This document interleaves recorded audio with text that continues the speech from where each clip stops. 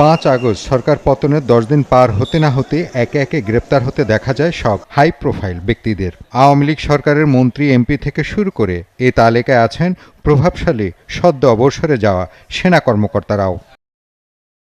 শনিবার এসব নিয়ে মুখ খুললেন ডিএমপি কমিশনার।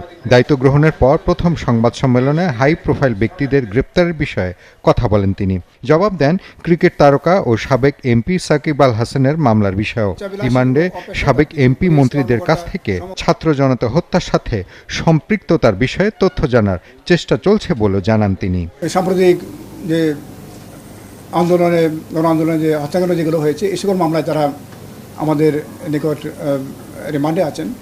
তো আমরা মূলত এই সকল বিষয়ে তাদের দিক থেকে যে সকল সহযোগিতা বা ধরেন তারা বিভিন্নভাবে হয়তো কেউ অর্থ নিয়োগ করেছেন, কেউ হয়তো পরামর্শ দিয়েছেন, অনেকে আবার বিভিন্ন সময়ে বক্তৃতা বিবৃতি দিয়ে এটাকে উৎসাহিত করেছেন।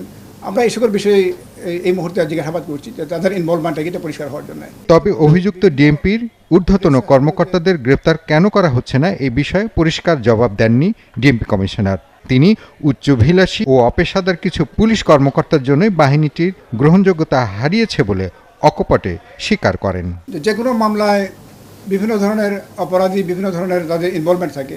তাদের যে প্রিন্সিপাল অফেন্ডার আছে, আবার অ্যাবেটর আছে। তো অনেকেই যে এই সকল অপরাধে যারা ইতিমধ্যে আছে তারা হয়তো এই অপরাধকে সংগঠনে সহযোগিতা করেছেন বিভিন্নভাবে, এবং আপনারা জানেন এগুলো।